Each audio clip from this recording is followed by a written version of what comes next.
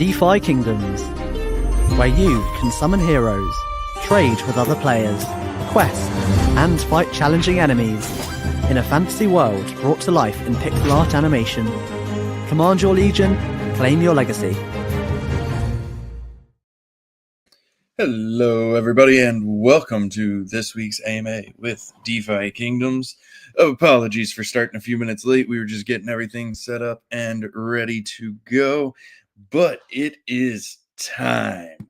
So, as always, we are going to start with a few updates, and then we will jump into some questions. But first, I just want to say thank you to everybody who is tuning in now, as well as everybody who listens to this recording later. We're going to be talking about what I think is some good stuff today. So very excited to get into it. And with that, we'll start off with our first update, which is just a quick acknowledgement. The Metis network is currently having some intermittent downtime. The Metis team is aware and working on it. Some transactions that were very beefy got sent and clogged some things up and other tech things that probably one of our devs could explain better than I can. But they are aware and working on it right now. So hang tight. We will keep you updated as we get information as well. All right. Next thing, which I don't know, Dreamer, if you want to add to as well, but ETH Denver is approaching. Do you want to talk about ETH Denver, Dreamer? You want me to? I don't know. It's up to you. Oh, Dreamer ran away rather than talk about ETH Denver. Dang. ETH Denver is approaching. Just wanted to give you guys a heads up. There is a high probability that we will be there in some way, shape, form, or fashion. Dreamer's back now. So what exactly that looks like, we have not yet finalized. We'll keep y'all up to date, of course, on that as well. But if you are interested, there is a pretty good chance that we will have some sort of presence there. Dreamer, welcome back. Go ahead. Yeah, my mouse does this double clicky thing, and I went to click on the tab, and it double clicked me out into oblivion. Yeah, I'm glad Bolon talked on it because she actually likes going to Denver. Denver's cold and high altitude. A lot of. Now it clicked on your mute button. You really need a new mouse. It's still going. There it is. Can you hear me now? Am I here? We got to high altitude and then you muted. I didn't even touch anything. I think I'm getting hacked. No, yeah, but high altitude and cold, and I get sick every time. But it should be great. ETH Denver's a massive event, and it is looking like Metis is doing a big showing there. So we're trying to see what they're going to end up doing. They really like that event. So we might be able to work with them a little bit, maybe some of our other chain partners. So depending on how they show up, will also depend on how many people we send. So we'll probably at least have a couple people go. And there's rumors of Karate Combat maybe being there as well. So you might have some synergy with our friends over there. And so many people go to that event. And maybe even a couple of our developers could consider going during the build week. Not sure, but if anybody out there who went last year and we saw you there wanted to know if there will be any representation and if that impacts your decision, it'll most likely at least be Bolon because he seems to love Denver and that event. But we'll likely end up having a couple more because if Metis does have a good presence there and they can share some things with us, we would love to make sure we get the best ROIs we can from that event, since like over 10,000 people went last year. It's a pretty large event when it comes to crypto events in the US. If it is just me, I'm going full Where's Waldo mode, and if you want merch, you have to find me, and I will not tell you where I am. But no, I do love Denver, actually. It is it tries to kill me every year with the altitude, but I love the snow and the cold. All right, one last update, and then we will roll into some questions. Actually, real quick from chat, Zealous, 100% accurate. Any excuse to get away from Florida. so nice to not sweat. I will go to the snow and altitude every time. Although actually it's freaking cold in Florida right now, which is weird. And my favorite thing about Denver is the snow. I've only seen snow like 3 times in my life, and it was in Denver every time. So anyway, back to the topic. We have got a tweet that is going live right now. And that tweet might be, showing some teases of some stuff and some things.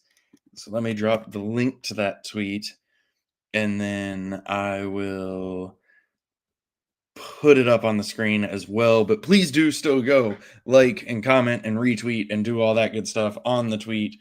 But I'm going to hand it to Hubert. Hubert, anything you want to say about this image?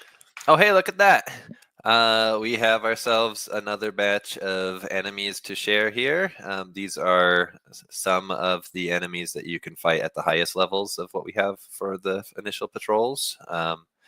SBD is particularly proud of the Harpy, though I will say that I think all of these are very, very awesome looking.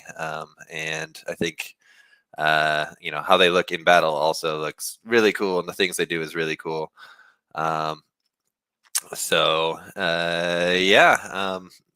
This rounds out, I think, the of the enemies we're going to show before patrols are out. This is the last batch of them, and these are the ones that you're going to be like struggling the most against, as they're the highest level ones. So unless you use like higher level enemy or heroes, then you'll probably not have too much of a trouble. But if you're using lower level heroes, they do pack a punch. And we've been doing a lot of balance testing and whatnot with them as well. Just barely made a couple adjustments to the Harpy actually just recently, and also I had just adjusted something for the Lost Soul as well. Very cool VFX coming out of these enemies, especially I think some of my favorite VFX that SPD has done so far have come from the Lost Soul. But yes, and as Germ is aware, as we both appear to be very astute anime nerds, living armor is actually not magical. It's crustaceans that live inside the seals of the armor. If you watch Delicious in Dungeon, it makes sense. But actually, that's not true for this case. But anyway. I love it. Yeah, super excited for this. And as we've mentioned a couple times, and Hubert just kind of alluded to, these are not all of the enemies. They're just the only ones we're going to show you before patrols come out. And it also like doesn't do it justice. When they're in motion, they look so beautiful. They're really well animated. And Zealous says that Harpy is extremely detailed. It is. It's probably one of our most detailed, and I think it appears larger because of it, because you are working with pixels. But yeah, I'm sure everybody's excited about patrols, coming out 2026. JK. But they've been beautiful to watch, and I'm really excited for them to be in action and add to all the fun factor being high in our ongoing gameplay. I heard a rumor that Cabby actually did all of the work on these, and SPD did not contribute at all. But I don't know if it's true or not. You hear that, SPD? I guess one thing I will say about the Harpy in particular is the feet of the Harpy are like so beautifully animated. Like I just stare at them. Like of course the concept art you can't see it, but I guess SPD aka Cabby really put a lot of effort into those feet. So anyway, that was a sentence that I was so happy to hear come out of your mouth right now.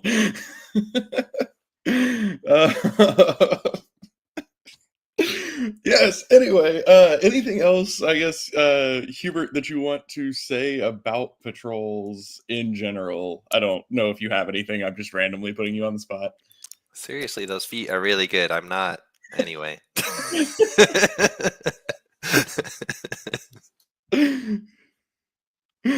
Are we closer to 2026 or 2024 on patrols coming out? 2024, I would hope. Oh man. Nah, but that was a joke. Whoever's mad at that comment, it was a joke. We're getting very close. It won't be next year.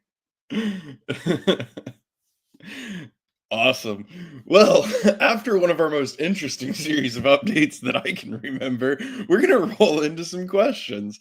And the best part is we're going to make Hubert talk again. So let's see what happens this time. Seriously, guys, those feet are really good. I swear. You guys got to get out of the gutter. They're like so well done, I got to say. We're gonna circle back to this on an AMA after Patrols is released, so that we can get some consensus from the crowd on this. First question is for you. In the community-hosted tournaments, what will be able to be used as prizes? Heroes, equipment, stones, potions, jewel metas, etc. Yeah, so we're trying to make it as flexible as possible. There are some limitations with NFTs, where, at least for now, NFTs can only be rewarded as the first place prize, but there could be any number of them rewarded potentially. For like gas or ERC20 tokens, or also 1155 tokens. Those can be set as rewards for like any of the bouts in a tournament. So like, yeah, with Jewel, with Metis, with any other tokens that people might want to put as rewards, they could kind of set it up as they wish. But just with NFTs in particular, because of the way this works, like everything gets escrowed into the tournament contract. Like if community members hosting a tournament, like they have to have all of the rewards that are going to go into the tournament when they create it, and then like everything would get transferred into the contract at that point. So with NFTs in particular, like each one is unique and has an ID, and kind of assigning that within the data would be very gas intensive. So we're thinking about other ways to do it, but for now, it's only allowed as like the first place prize. So yeah.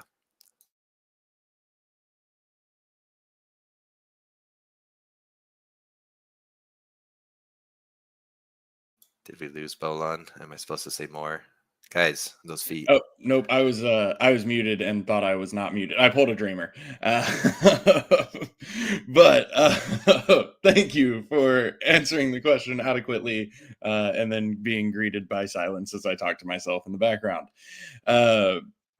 Next question, we're going to kick over to Fox. The Synapse bridge issue, any updates on it getting fixed? Are we working with Synapse? Whatever you want to add there. Okay, I apologize in advance. My throat is torn up. But yeah, so we've been in contact with their team, for about the past month. As there's issues, we always try to ping them on that, like ASAP. I know they were having like some holiday hours and things over the holidays, as most of us were. But I think actually as of yesterday, they reported that they were all fixed. All the stuck heroes are fixed. So that's really good. That's the good news. And I don't have any bad news actually, but that's some of the good news. And then for the other part of the question was what again, Bolon? Sorry. Yeah, are we actively working with them to improve it so it stops happening? Yeah. So I've actually built some scripts and things that help us to like diagnose issues, and even sometimes we're able to repair things. But we've also like I've also been heavily sort of like focused on just sort of exploring options for like what else is out there. We always like to have a bunch of different pieces of technology in our stack. As we have all kinds of bridges going on. We've got like ERC20 bridge through Synapse, which is amazing. We've got, hero NFTs from Serendale to Crystal Vale and back that are like powered by Synapse as well. We also created brand new NFT bridges from our existing realms over to Sundered Isles using like layer 0 for the first time. And also we have layer 0 powering the item bridges amongst all of our realms. So I've been, playing around, creating proofs of concepts and things about what could be done. And we have some options. And we have actually been spending a lot of time on this issue. We just still need to figure some things out before we can really tell you guys anything more. But I do just want to say that we are definitely working on this issue, and a lot of time has been spent. And we want the experience to be a really, really good experience. And some of the proofs of concepts that we built are actually really exciting, and I wish I could talk more about it, but we just can't quite at this point. But it's an experience that I think is very core to our game. Like the whole idea of bridging assets from one chain to another as a part of the flow of the game and having realms on different chains is very core to our flow. And we've really pioneered a lot of things there. And so we do want to make sure that's a very good experience for users. So it is a very high priority for us. And yeah, I should probably just shut up now. And I think there was another part of the question, maybe, or no? No, that was it. Okay, cool. Anything anyone else wants to add, feel free. No, really appreciate the time that you've been putting into working on it, and appreciate you guys for the patience. I know it's annoying when they get stuck. It's annoying for us too. So just know that when it's happening, we're doing everything we can to get them unstuck. Awesome. So this next question, I'm going to throw over to Dreamer to start, but if anybody else wants to chime in, please feel free. Question was raised in price discussion the other day, and I gave some of an answer, but we're bringing it here for others to weigh in as well. When the time comes for another realm, any thoughts on like what type of chain we're looking for, what type of users, areas? Any thoughts on how a new token would work if we're just going to like mint another one or do something different? Whatever you want to say kind of along those lines.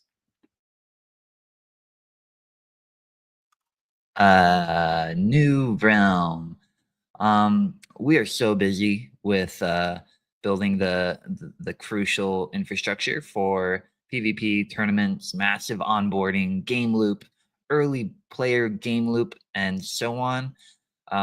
Just to be very clear up front, we are not currently seeking a third chain. However, we are always open to it if the right partner comes along. I think last year, even though we weren't like heavily seeking, we still talked to a number of chains. It's really good to make partnerships. So if the asker of this question is somebody that's like, I want to propose a new chain to you, we're going to talk through kind of what we look for in general. But really, there are a lot of things that have contributed to our decisions in the past, and a lot of things we've learned as well from chains we've worked with in the past. So this answer kind of evolves over time as well.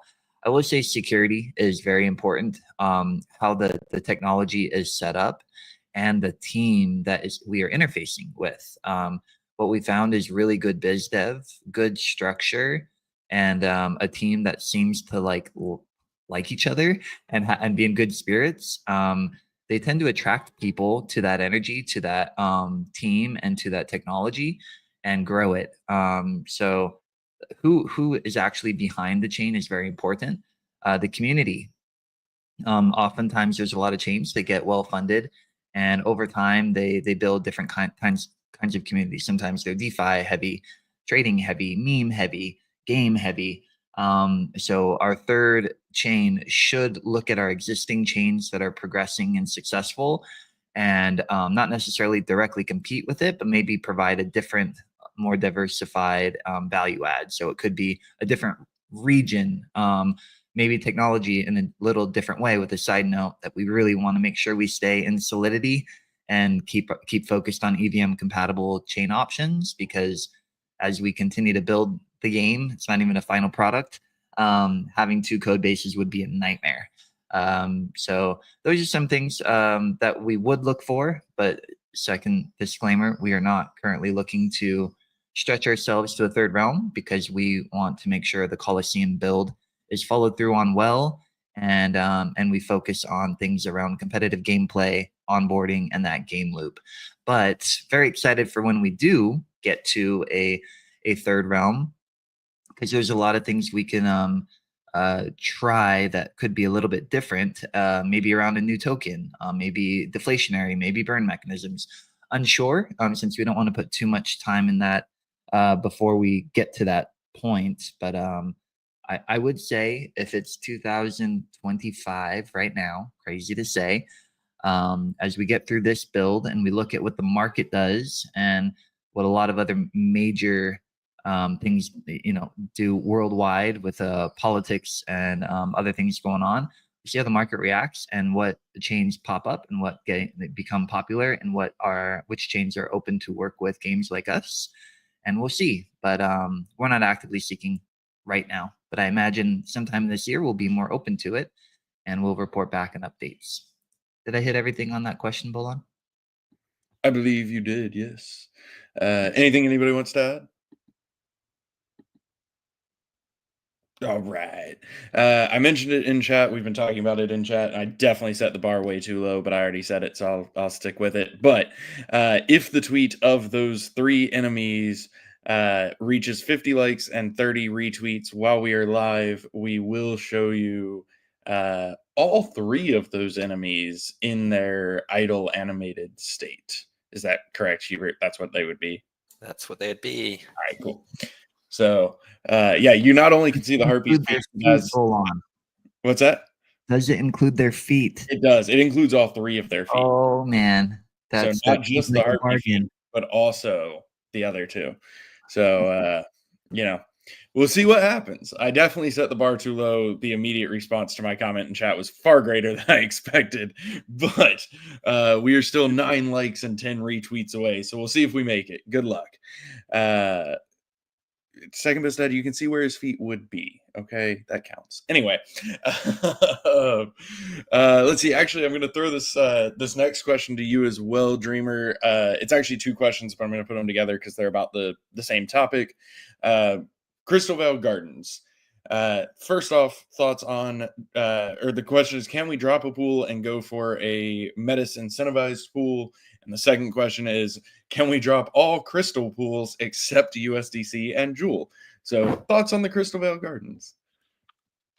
Yeah, this is a topic that is progressing in one of our committees, our tokenomics committee.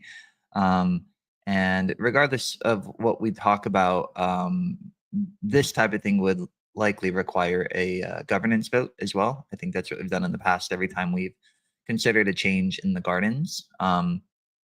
So everything I say here is just kind of like what we're thinking about currently. But if anybody disagrees with this, there likely will be up for a vote. So anyway, when we look at the gardens today, with the power tokens being fully minted, we do have a lot of different pairs that have rewards that are, a bit lower now, since it's relying more on fees and less on emissions. So it would be good to consolidate. We want people to have good onboarding into the game for power tokens and Jewel, whether you're holding like a major blue chip or a stable. But I think currently we have maybe more pools than is optimal. And initially, we wanted to keep as many pools as we could to support folks with a lot of gardeners. But I think we've also solved for ways for you to garden, even in excess of the pools. So it is a good time to revisit the 2 questions specifically. Metis being included outside of Coliseum, so like wrap Metis on DFK Chain and Kaya. It is a possibility, but we are actually questioning if we need like a Vox on Kaya and Kaya on DFK Chain and so on. So that's something currently being discussed. Removing those would provide a little bit more, and even if we quote unquote remove them from one, we could be adding them to another. So There's really shifting things around should make it cleaner, but it's unclear currently what will remove completely. We also have like crystal and jewel pairs, and really it could go either way. We could consolidate one or the other. The current view, I think right now, is if you're in Crystal Vale, where crystal is used, the garden should probably be more so leaning towards crystal, and while maintaining a healthy like jewel stable and jewel to crystal pool, rather than, I think this question was suggesting the opposite, like reduce crystal down and just have everything jewel. Jewel is our cross-chain, omni-chain, like DFK token, and it does have a heavy presence in Coliseum, getting a lot of love there. It is both in Serendale and Crystal Vale, whereas Jade and Crystal only really have utility and presence in their realms. So that's kind of our as much detail as I could provide currently. We will likely get to a point where we'll suggest a shift or an update in our gardens allocations, and all of these things will be considered. Consolidation, as well as inclusion of partner tokens on chains outside of that partner chain itself. If we were to keep it the way it is, I imagine we would consider Metis being added, because it kind of is silly for Kaya to be on DFK chain, Avox to be on Kaya, but Metis not be on our other realms. So more to come there. Awesome. Thank you, Dreamer. So we did hit my benchmarks that I definitely set too low.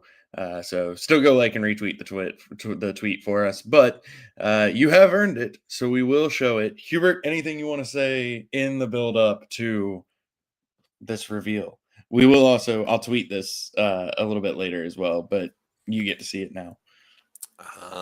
I'll just say that, you know, SPD has been really killing it, and this GIF doesn't perfectly loop, so the feet aren't exactly perfect. So keep that in mind. And with that, it did not work. Why did it work? Oh no. All right, please hold. We're going to go to the next question while I figure out my technical difficulty. Oh, there it goes. All right, we got it. Look at those feet. Oh my God. I don't see any feet on that floating ghost thing. I mean, something's moving the bottom of his robe, and I'm going to choose to believe that it's his little feet kicking around. I think SPD was all out of feet juice, and so Lost Soul just doesn't, he lost his feet too. I don't know. I think the armor is trimming his toenails over there. It does look like it. All right, so I'll tweet that later. If anybody wants, I can drop it in Discord if y'all want to save the GIF or anything. But greatly appreciate you guys, and excited to have shared that. All right. I guess one quick little note on that was that the background was not. That was just the training grounds background, not the one that you'll see those guys in. But anyway. Yes, good call. Yep, just a dummy background. Next question actually is for you as well, Hubert. Can we get some kind of insight into what the retro rewards are going to be for grinding hunts? Let's see. So I guess I'm trying to remember the things I've said about it in the past, and I don't want to say too much more than what I've said in the past. But I'll say that the intent is to kind of give a guaranteed reward that's more of like a trade-in type of reward that you use to get other things, which would be tied to the hunts themselves. And that's kind of the general idea. So with the backfilling, it would just be, per hunt that you've completed, you'll get a certain amount of that resource. And then, everyone will kind of have a lot of that resource right at the start, and we'll see how that kind of plays out with the trading in. Also planning to have it kind of work how we have our gold vendor set up in like the amounts required kind of varying based on demand, things like that. But it's kind of the general idea. But we've said before, it's not ready yet. It hasn't been fully designed or implemented or anything, and it'll still be a little bit out as we're focused on patrols and tournaments and other things. Is the resource called Divine Essence? No. It has a really cool name that I will say in a fun way when it's time to reveal it. But until then, you guys can just think about feet. I'm very excited for that. Let's see. Taking this next question, I'm going to throw it over to Fox. The question kind of has a couple parts, so we'll start with the I guess first part, which is there's a lot of math put into this, which I greatly appreciate. I will not read all of it out loud, but you have seen it because I showed it to you. But basically, thoughts on hero bridging costs when comparing like Crystal Veil to Metis versus Crystal Veil to Serendale, and how like the bundling works and that kind of thing. Yeah, thanks. Yeah, so there's a lot of things that go into the pricing of bridging, and most of it's not in our control. The part that is more directly in our control is like how much gas things cost to mint and to store in storage and all that type of stuff for the blockchain. But the like the raw values of the gas we can sort of influence a little bit, and we spent a lot of time optimizing those things for Metis. But the price of that gas we can't control. That basically depends on what price is on that chain. So that's a huge factor. If the price on two chains are relatively similar, then like the price for the bridging is going to be, like a little bit more relative to what you're sort of already used to for those like chains. But if you're bridging from one where like the gas is a lot lower to another chain that has it a lot higher, like for example, Metis is, multiple tens of dollars for like their gas. So it is more expensive.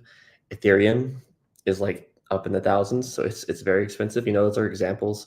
There's other chains that are, like under $1. So when you're bridging from one to another on there's going to be a little bit more of an expensive thing there if you're having those get priced in terms of like the value of the gas on one chain that has to then be translated into the gas for the other chain. So that's one factor. So for sure, what we've seen is I think it's in terms of raw gas costs when you're bridging from Serendale to Kaya and back, or sorry, Serendale to Crystal Veil and back, it's actually lower because of that. But there's other things involved too. There's like protocol fees for the bridges. Synapse has a fairly low fee. I think I'm not even sure if they're making any profit off of it. Honestly, it's pretty low.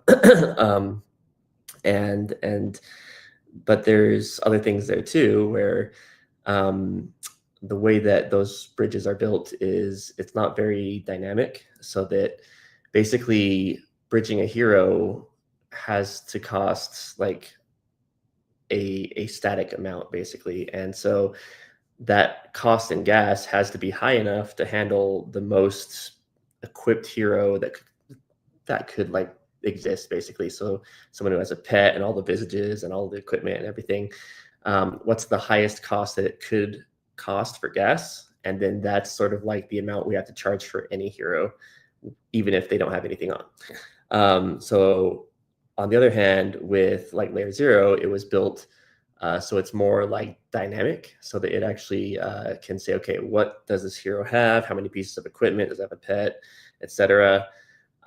It should cost this much gas, and then like this other hero that hasn't got anything should cost like this much, and it'll sort of like scale based off of that.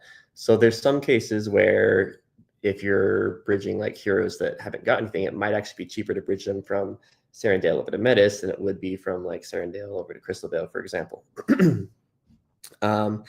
And the other part of that is there's a protocol fee, which I sort of alluded to earlier, but that gets charged for the message. So it's kind of like the envelope that it gets like shipped in. That's like the postage fee, but they don't necessarily care how much stuff you put in it. Well, I guess they do, because that is still like some of the gas you have to pay, but the protocol fee is the same, whether it's a lot or if it's a little. So what we did for layer 0 is we actually allowed for multi-hero bridging. So the ability like to bridge multiple heroes that have a bunch of other NFTs attached to them. It's this whole huge packet that's just getting shipped over there. So it can be more efficient, but it is a higher protocol fee for layer 0, and it's a higher gas cost for those bridges as well. So there's trade-offs. There's other things involved too in the equation, like other services that are being run like by the bridges and how they handle their fee structure and how like decentralized it is and trustless it is. So all those things play into it. Layer 0, for example, has a model where they have to incentivize third parties to come in and basically relay those messages. So there's other things there that are being used for that protocol fee. But yeah, that's sort of an overview of like how it works and how those are currently calculated. Did I hit that question correctly? And is there any other parts? You did hit it correctly. I appreciate the explanation behind it. There's actually two more parts, but the first one, how does that compare to equipment and pets, given that they are in the current bridge setup cheaper than heroes when going to Sarandale? Yeah. So that's actually a factor of what I was just explaining. There are actually separate bridge contracts for like heroes and for pets and for equipment. And the hero bridge actually says, hey, we'll support a hero that's got everything on. And so it kind of serves in those ways as sort of like the messenger for those messages. But then it sort of like on the other side, it kind of hands those out to those other bridges and say, hey, here's some equipment, message bytes, handle these. But if you're just only bridging a pet, for example, it doesn't have to say, hey, like this might be a hero with all these equipment slots. Instead, it can say, hey, this is just a pet. I know it's just a pet. I only have to charge this much instead of this much. So it is less expensive if you're just only bridging a single pet or a single equipment compared to like a hero that could have all of those attached to them. And for layer 0, we do support multi-bridging as well for those in sort of the same pattern as like what we do for heroes. So you could bundle those and save even more on the protocol fee. Perfect. And then the last part, which I'm going to throw to you, and then Hubert may add, depending, but thoughts on the impact. So currently, the cost of bridging a sub-level 10 piece of basic equipment is more than the cost of said basic equipment. Is that how we expect things to remain, or any thoughts on that for the future? Yeah, I might let Hubert add some context to this, but I think under the current situation, there's like supply and demand. Sometimes things might be more expensive on one realm than another. It might be more expensive to ship stuff around than it is on other chains, and that's kind of a thing we see in general in like the blockchain space right now. Sometimes you have to bridge things and it costs a lot, but then on the other chain you can have like really cool things with those. So, but that said, I don't think that's necessarily the intention that we had for this. It's more of just a factor of what makes it into the milestones. So I'll let Hubert talk to some of those points. I was distracted and missed the question. About the current cost of like minting equipment on other chains because you can't do it on Metis, and then having to bridge those is like more expensive to bridge it than it is to mint them. Yeah, I see. Yeah, so I guess one thing I'll note about the equipment vendors is that we do plan on that not being just permanently in one place. It just has been something that we're not didn't have time to implement when we first put that up, created that, and then we've been kind of busy. But eventually there will also be potentially ways to buy that equipment in Metis occasionally. But yeah, for the time being, I mean, it is kind of a it's an open market. Yeah, there are bridging fees that are needed to be paid to kind of get it over to Metis. But at the same time, if there are new players coming in on Metis, they will need equipment, and so there will likely be demand there that could be met if people were bridging over equipment to sell over there, for example. So I think it does kind of create a market situation that could happen, but not financial advice or anything. Things could go any which way, but typically when the supply is only from a single source, but the demand is requires transportation of the thing, then there's usually an up cost on what things are sold for with transportation. I think with blockchain it's all digital, but it's kind of the same idea. So I guess up to people to either supply that or not, and I guess if not, people will just need to go to DFK Chain for the time being to get that equipment. Awesome. Thank you both, gentlemen. Appreciate you guys. I'd like to ask to consider making the dual season start and ends an announcement on both Discord and X. Yes, that is really just on me. I'm going to make recurring calendar events for both of those, especially now that we have the perpetual contract set up, and so it's a lot more predictable. So yes, I hear you. That's on me for slipping on it, and I will get set up to make sure that those happen. Let's see. Jumping back over to you, Hubert, for a moment. Does the increased Moksha drop rate in Void Hunts apply per maxed XP level 20 hero, or does it only apply if all heroes in the party are max XP level 20? It's per hero that is at that state. Awesome. Actually sticking with you, with each enemy of patrols having their own loot table, does that mean you can get a drop for each enemy you face in each match? 3 matches of 1 patrol equals 9 pieces of loot if you are the luckiest person of all time. Yeah, if RNG favored you that much, it is possible that you would get 9 pieces of loot, though those drop rates are not very high, so it would be super lucky. I wonder if anybody's hit that perfect across the board level up yet. I don't think so. I think I've seen some screenshots of those. Okay, nice. Can we get a sneak peek at one of those pieces of loot? I'll just say that you have seen some of it already, and leave it at that. Dang it. Whoops. What specific adjustments are being made to dual rank rewards between seasons, and thoughts on balance between duels rewards and PvE, PvP rewards? So speaking to the first part first, I'll kick it off, but others are welcome to chime in as well. We, I guess, can go ahead and announce that for the next season of duels, what we have done is the Mythic 2 and Mythic 3 prizes have been removed. The Mythic 1 prize is now the Mythic 3 prize, and so on. So everything went up 2 categories. And then to backfill Common 1 and Common 2, we added some very, very small amounts of gold. The only thing that did not shift is the duel-specific equipment. So like the Ring of Dueling is still at the same rank that it already was, which I want to say is Legendary 2, but I'm probably going to get it wrong because I'm trying to say it off of memory.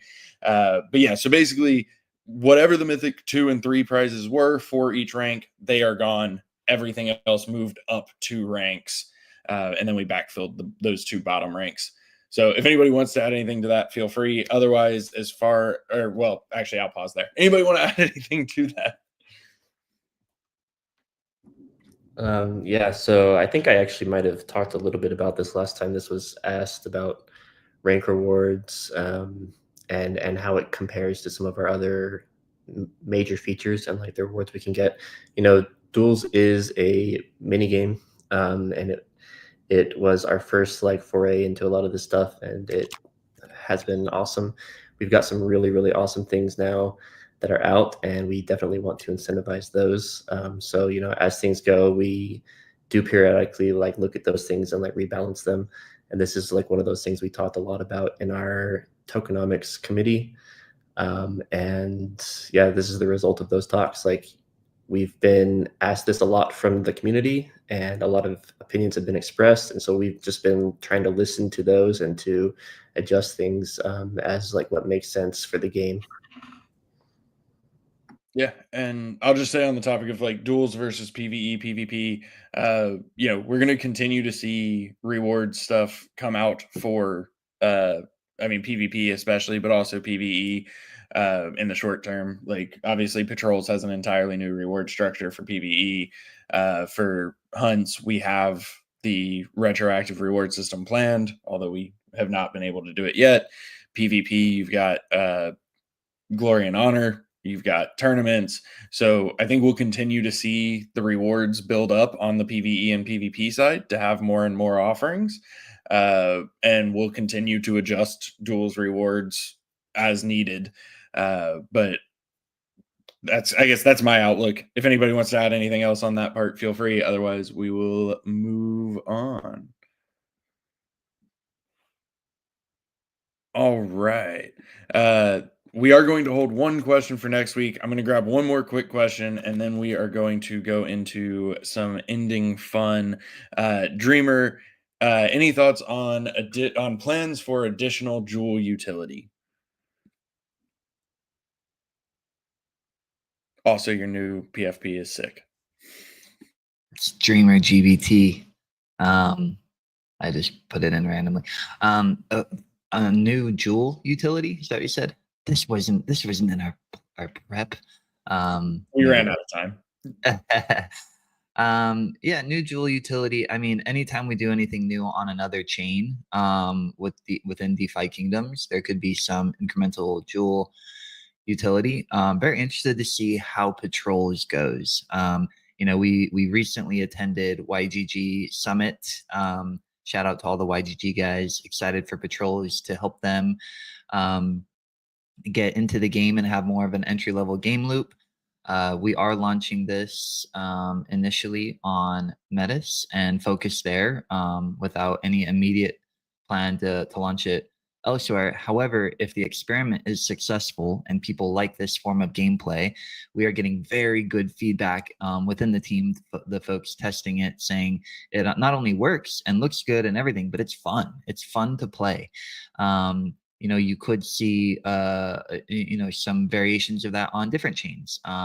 If those chains ended up being newer, there'd be added Jewel utility there. But I would say within the ecosystem we have, there's every new thing you can do on Metis is essentially new Jewel utility, since that is our current token of choice that powers everything there.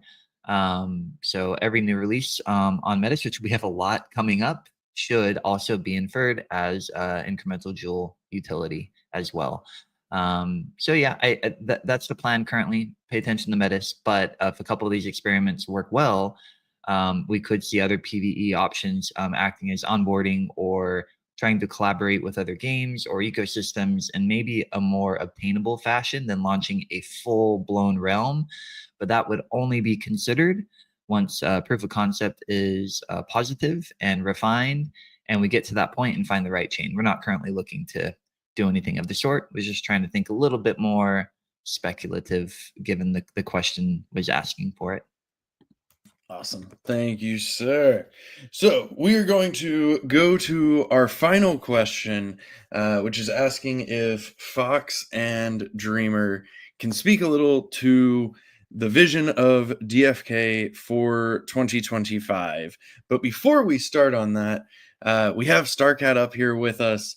There is a new YouTube upload and a new tweet with a 2024 recap video that Starcat has made for us. Before I hit play on the video, we're going to watch it here real quick. But before I hit play, Starcat, anything you want to say to start it off, or if you want to talk afterwards, or not at all, whatever you want to do. Yeah. Okay. I am turning my camera on for this one. I've got the DFK drip going. This hat actually doesn't fit my head very well, so I'm going to take it off. Yes. So Happy New Year, everybody. I was making this recap video of 2024, and we have done so much. I was like, yeah, this recap video will be easy peasy. Let me just get it together. And it was just each month, one thing after another. We've done so much, not only with building features, but going out in events and just really hustling, really just getting after it. and on top of that, we've also been very consistent, in a sense that, like, because I was looking at other statistics and other notable things, and I went back and we did 47 live weekly AMAs. That's unheard of. I know that Dreamer, he often says, like, we are so unique. We do weekly AMAs, but when you look at it accumulatively over the whole year, we have kept everybody up to date, on nearly a weekly basis. And even more on top of that, because we've done like other like AMAs with partners and with other people in the space. So yeah, and a lot of other fun things. So and there's other stats that are not in the recap that are really, really worth noting. Things like, 22 visages. We even have like some really cool collaboration with the visages.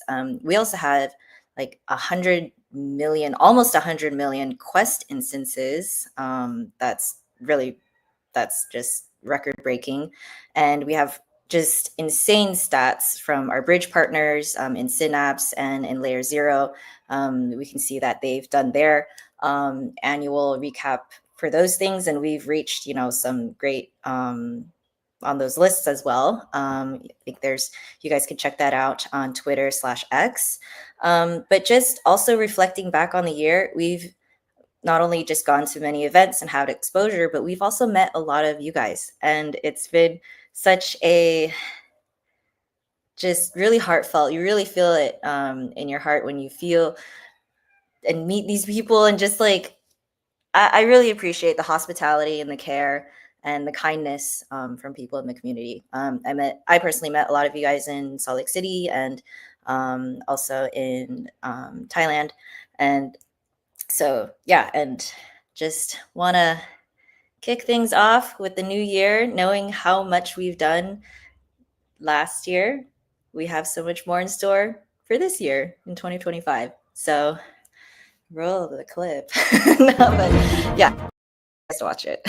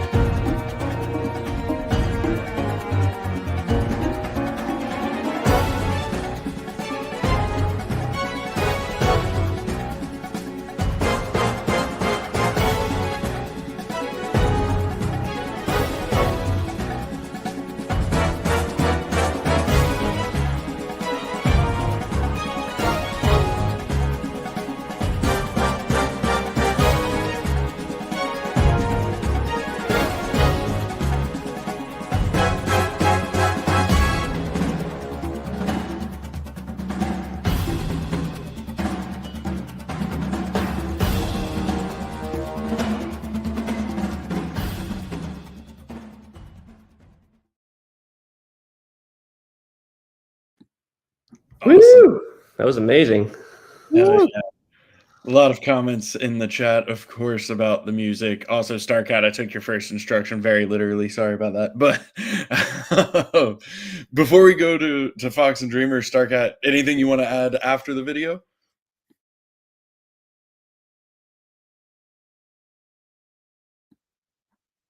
I scared Starcat away. I'm sorry, Starcat. Wait, can you hear me? Yeah, we can hear you now. Yeah, cool. Yeah, it's just well, you guys are welcome to share that video. I think it is a great way to summarize the year on top of everything. And we're just, yeah, it was a great year, and we just keep building, keep improving, keep innovating, and paving the way. Awesome. Well, I will turn it over to Fox and Dreamer. Fox, you turned your camera on, so I guess you're going first to talk about the vision for Yeah, I don't want 2025. to follow Dreamer. But no, that was a great video. Really, really well done, Starcat. It's the first time I've seen it. I think that's the first time anyone on our team. Well, I guess it might have been posted to the marketing channel, come to think of it, but I didn't watch it. So that was amazing. Really, really cool to see all that all at once. I was like trying to read as fast as I could, and it was just too much. I couldn't read it all, so I'm gonna have to go back and rewatch it. But you know, it's really cool to look back and see just, you know, when you're in the trenches and there's just like a fire hose of stuff, and you're just like trying to get stuff out as fast as you can and build, and it seems like every day is like so long, but then every like month is so short and it just flies by. It's really cool to look back and see, wow, like that's a lot of stuff. And it's really has been an amazing year. Like we've had amazing progress on the tech side, on like the stuff with the game features as well. Hubert has just been really knocking it out of the park there. Of course, like the unsung heroes of like API, like Pinecone and Chain and like Magnus and all that type of stuff. There's a lot of really cool tech behind the scenes that isn't one of those like really flashy things that can be like this thing, but it's actually a lot of work to have that done, and all those things support this amazing thing that's there. So really, really proud of the team and all the stuff that's been built. And even like from a biz dev side, it's been a huge year. There's a lot of really cool like stuff that got done with like new chain partnerships and bridging and like all that stuff there that probably Dreamer will talk about more than me. But yeah, I'm also really excited about 2025. And I think the question was, what are we excited about for 2025? And if I'm wrong on that, please interrupt me. But basically, you know, it's another year of a lot of the same type of like us being able to push the envelope and really try to go the extra mile and experiment with things that haven't ever been done before. You know, that's what it's all about here in this space in general, but especially with this project. We're all about not trying to just be the exact same as what everyone else is doing. We're always trying to do something that's different and stuff that is the next huge thing. We're out there pioneering that. And so I'm excited about that. We have an amazing team, and I'm like very confident of our ability to actually do those things. We've already done it and we will continue to do it. So really excited about that. And a lot of the features that are planned, there's really amazing stuff. You know, patrols is just the start, and it's a huge feature. That's one of the original things that I envisioned when we started talking about hero NFTs. You know, there was NFTs out there that like were doing combat and things like that, and we like wanted to do something that really was all about trying to push it to the next level and have it be a part of an integrated like ecosystem on chain and have as much on chain as we could possibly have. And we've really been, everything that like we've been working on for the past few years has been leading up to this point. So it's really, really cool to almost be able to hit the button on that and actually launch it. So huge excitement around that. And then after that, there's a lot of really cool things planned as well. But yeah, I guess that's me. You know, always excited to be here in this space. It's an exciting field to be in. It's stressful. I have every single one of my white hairs since we started this project. But it's also a lot of fun, and I wouldn't have it any other way. So yeah, that's me. Over to you, Dreamer. Hello. Before I add on vision for this year, I will just say that video is awesome. And anytime somebody sees a tweet of like, DFK hasn't done anything, man, smash them with that video. If they take 2 minutes there, that'll shut them up and that'll get them excited. And they'll probably come back and they'll probably start playing. It's a great video. We are active. We are busy. At the end of last year, you know, we looked at it, we're like, we did so much this year. How do we show it all? And we didn't really find an optimal way. About a month ago, Starcat was like, guys, year end, I want us to gather data. It's going to take time, but we have to show everything we've done in like one cohesive thing. And we're like, yeah, we'll do like a 30-second video. Can't fit everything we've done in 30 seconds. But good video. That video's efficacy will be contingent on all of us sharing it, commenting, and using it over and over as we see opportunities to do so in a healthy and positive way. So just throwing that out there. For this year, 2 years ago when we were shifting into more game focus, we said, this is year of the game. And then that kind of carried into last year as well, and we developed it. What should we expect this year? What's our focus? Well, if we really like take a step back and we think about what's required to get us to the next step to level up in 2025, we've spoken on it before. It's having effective onboarding and a hook to bring people in. That's fun. That teaches them the mechanics, that gets them into the systems that we have all grown to love over years in a way that isn't too difficult. Patrols is the perfect solution for that, and that is going to link us to many amazing platforms like the guilds out there, YGG, Wayfinders, Ola, and others. That is going to be a huge focus this year. Being able to identify guilds with good players that want to play, that have good distribution, good reward systems, and seeing how we can work with them. Even with our chains, Avalanche has this battle pass thing coming through, and we're looking at being involved in that as well. YGG has their GAP program, and there are others out there. So huge focus this year is to take this very shiny new patrol feature and see how we can maximize its efficacy in onboarding people, but also being fun for our existing. And that is going to be PvE gameplay, not only for new players, but all throughout. So hopefully people are excited about that. When we look at the Coliseum, a big part of this year is competitive gameplay. Now, oftentimes when I think of competitive gameplay, I think the best of the best. It will definitely focus on the best heroes, the best players, and incredible among some of the best rewards. But the cool thing about how we're approaching competitive gameplay this year is it's meant to be fun and interactive for all levels.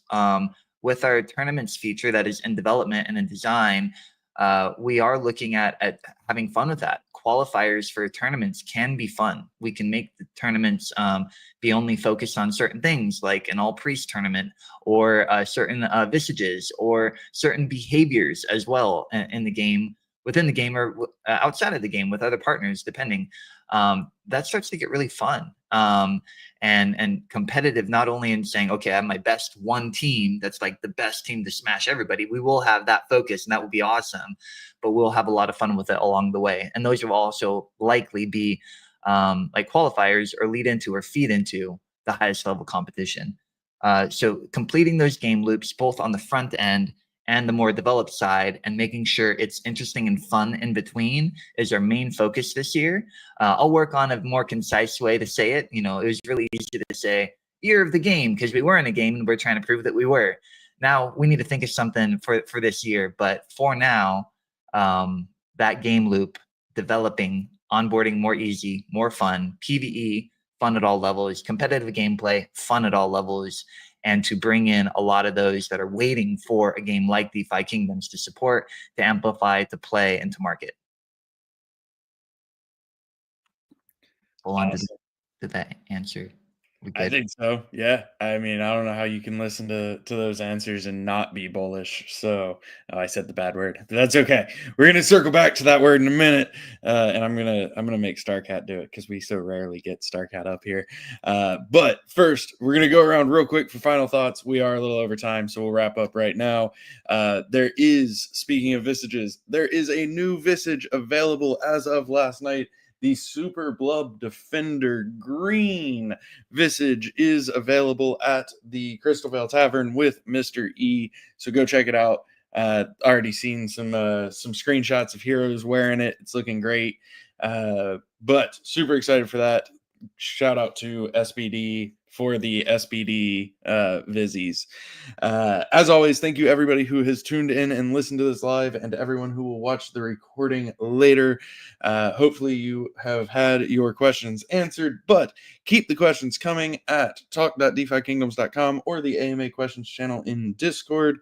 Greatly appreciate all of you. Cannot wait to get you all patrolling one day in the relatively near future. at some point on a mysterious date. Let's see. Let's just go around. Fox, any final thoughts? No, I said it all, but I'm still going to say stuff, I guess. But like we started late, we're ending late, just how it goes.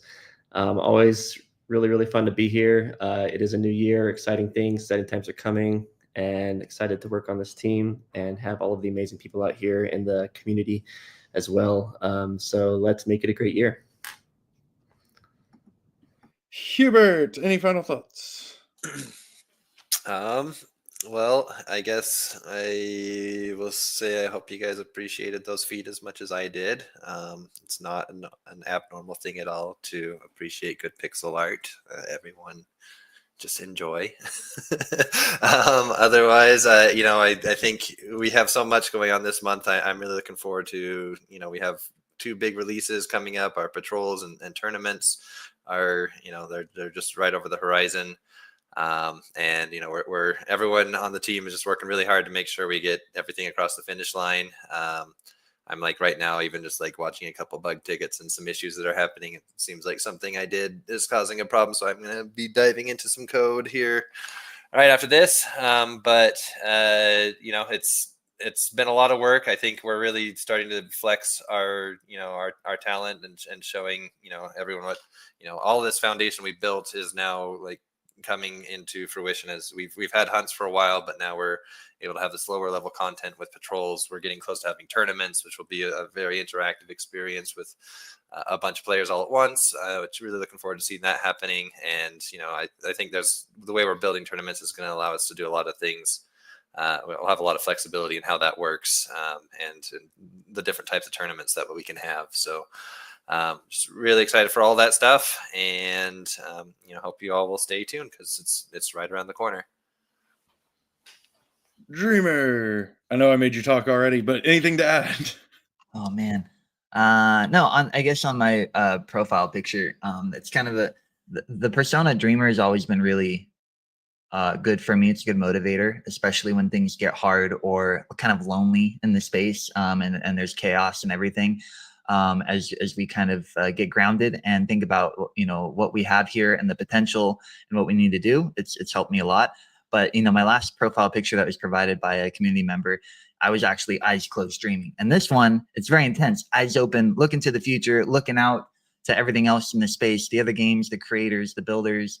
We're going after you. We're dream walking, and we have a beautiful product and a really awesome plan for this year. So just wanted to make sure that people know that we behind the scenes not only working hard, we're still really passionate about this, and we have big hopes, good plan, good tokenomics as well, to support a lot of incoming players and volume and utility. So I am so much the B word, even so much that ChatGPT made a new profile picture for me.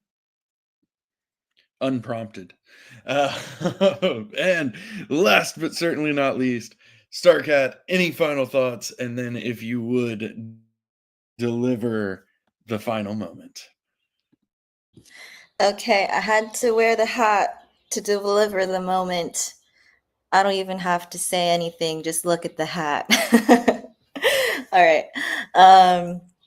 Yes, so I am so B-word about this year, because what we've been doing all along the past three and a half years is showing the world, showing the crypto industry what's possible. And with blockchain technology, with NFTs, with bridging, we are pushing the limits on each of those technologies. Like we pushed subnets, aka L1s. We pushed our bridge partners. We pushed all of like Solidity code coding and things like that, and even just like our code base, and like we're just consistently always working to make sure everything is optimized as well.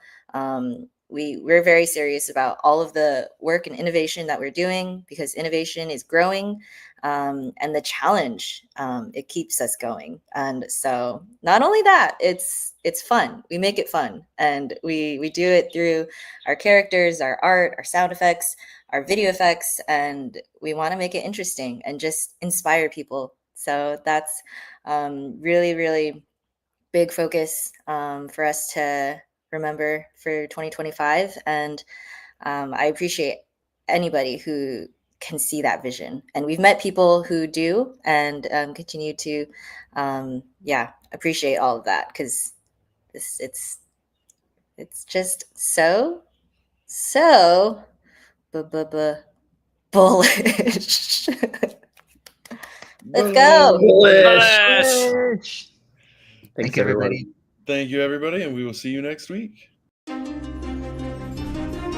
DeFi Kingdoms, where you can summon heroes, trade with other players, quest, and fight challenging enemies in a fantasy world brought to life in pixel art animation. Command your legion, claim your legacy.